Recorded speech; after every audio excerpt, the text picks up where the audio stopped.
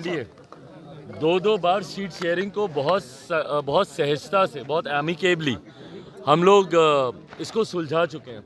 2014 में भी बहुत आसानी से सीट शेयरिंग हो गई थी, 19 में भी हम लोग कर चुके हैं और 24 में भी उतनी ही सहजता से मुझे लगता है सीट शेयरिंग हो जाएगी। पर हाँ, ये चिंता का विषय ज़रूर उन घटक दलों के लिए है जो कि 14 में भी नाकाम रहे, 19 में भी नाकाम रहे। खैर, आप देख रहे हैं न्यूज फाउंडेशन में हूँ आपके साथ नरोत्तम।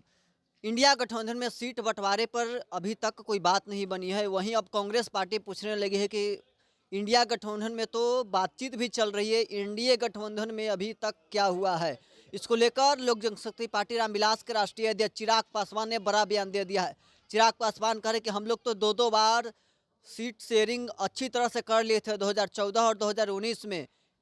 इंडिया के लोग बताएं कि उनके यहाँ क्या हो रहा है, क्या कुछ कर रहे हैं चिराग पासवान, पहले सुनिए। 92 लाख परिवार को भाई, ये युवाओं के रोजगार के लिए नहीं, ये ऐसे 90 लाख से ज़्यादा ऐसे परिवार हैं जो गरीबी रेखा से नीचे हैं और उनको 2-2 लाख रुपए की सुविधा देने का मुख्यमंत्री नीतीश कुमार जी ने ये ऐलान किया, जिसको वो मास्टर स्ट्रोक बता रहे हैं। बिहार की जनता भी ये जानती है कि ये चुनावी झुंझुना है, चुनाव सर पर हैं, इसीलिए मुख्यमंत्री जी को ये फैसला लेना पड़ा। 3 किश्तों में इसको चुकाया जाएगा। किसको भरोसा है भैया कि चुनाव के बाद दूसरी या तीसरी किश्त किसी के खाते में आएगी कि भी नहीं आएगी, क्योंकि इससे पहले भी कई ऐसी योजनाओं में बिहार की जनता को बिहार की सरकार के द्वारा ठगा गया है। एक चीज़। दूसरा, भाई 2 लाख में आप क्या सोचते हैं कि एक परिवार पूरा जीवन व्यतीत कर लेगा? ज़रूरी है एक स्थायी समाधान ढूंढने की। ये टेम्पररी जो प्रावधान किए जाते हैं उससे एक परिवार कब तक अपना जीवन व्यतीत कर पाएगा? कृषि प्रधान प्रदेश है, बिहार के किसानों की सबसे बुरी हालत है, किसान के मजदूर सबसे बुरी परिस्थिति में जी रहे हैं। ऐसे में जब तक आप पर कैपिटा इनकम नहीं बढ़ाएंगे, जब तक प्रति व्यक्ति आय को बढ़ाने को लेकर काम नहीं होगा, तब तक बिहार आगे नहीं बढ़ पाएगा।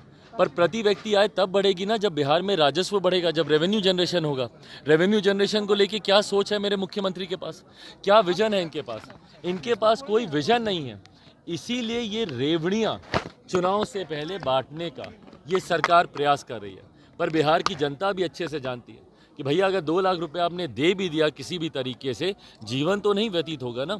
ज़रूरी है रोज़गार, जॉब अपॉर्चुनिटीज़ क्रिएट करने की, ज़रूरी है इंडस्ट्रीज़ लगाने की, ज़रूरी है कृषि प्रधान प्रदेश है, किसानों को बेहतर सुविधाएं देने की, ज़रूरी है यहाँ पे मज़दूरों को उनके अधिकार देने की।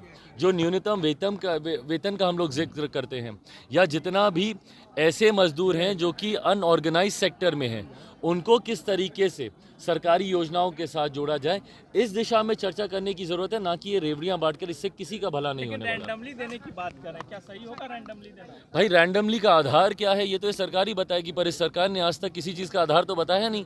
जातीय जनगणना कर ली, जाइए इनके कार्यकर्ता भूल जाइए, इनके मंत्री से पूछिए कि जातीय जनगणना का रोड मैप क्या था, किस आधार पर वो जातीय जनगणना की गई।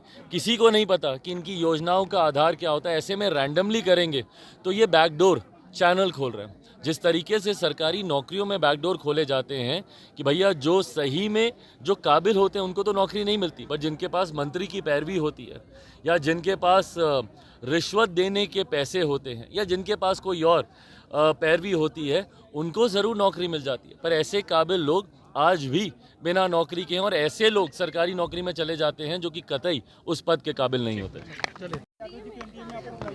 भाई, हमको नहीं पता, ये फैसला उनको करना है। गठबंधन के जो बड़े दल हैं उनको, भारतीय जनता पार्टी, उनको ये फैसला करना है। मेरे उनसे व्यक्तिगत संबंध है और आज मकर संक्रांति का दिन है।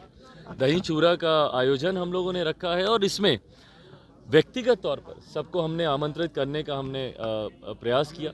मेरे नेता, मेरे पिता के जितने सहयोगी हैं उन सबको हमने आमंत्रित किया। माँ महिम आज आए, उपेंद्र जी आए, मांझी जी आए, पप्पू जी आए, सम्राट भाई आए, विजय सिन्हा जी आए, तमाम नेता, कई विधायक और जितने भी और सांसद आए, सब व्यक्तिगत तौर पर आए। और मुझे लगता है दही चूड़ा का एक ऐसा दिन होता है जहाँ पे राजनीतिक परिप्रेक्ष्य से हटकर शुभ दिन की शुरुआत होती है, तो अच्छी चर्चाएं यहाँ से होती है। तो उसी परिप्रेक्ष्य में आज की चर्चा हुई यहाँ पर। चलिए, 2 बार सीट शेयरिंग को बहुत सहजता से, बहुत एमिकेबली हम लोग इसको सुलझा चुके हैं।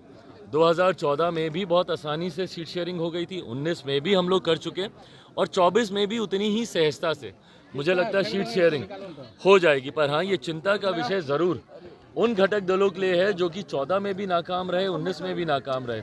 24 में फिर प्रयास करने पर कभी मायावती जी अकेले चुनाव लड़ने का फैसला ही ले लेती हैं, वो तो चर्चा भी नहीं करती, और वहीं टीएमसी जैसी पार्टियां कई बार दबाव बनाने का प्रयास करती हैं। तो ऐसे में इंडिया अलायंस में सीट शेयरिंग होगी या नहीं होगी, चुनाव आते आते तक ये घटक दल एक साथ रहेंगे कि नहीं रहेंगे, इस पे भी बहुत बड़ा प्रश्न चिन्ह है। अभी आपने सुना लोक जनशक्ति पार्टी रामविलास के राष्ट्रीय अध्यक्ष चिराग पासवान कह रहे थे कि हम तो दो बार सीट शेयरिंग अच्छी तरह से कर लिए थे, 2014 में भी कर लिए थे, 2019 में भी कर लिए थे और आने वाले दिनों में 2024 में भी हम कर लेंगे और बिहार में सभी सीटों पर हमारे गठबंधन के लोग जीतेंगे।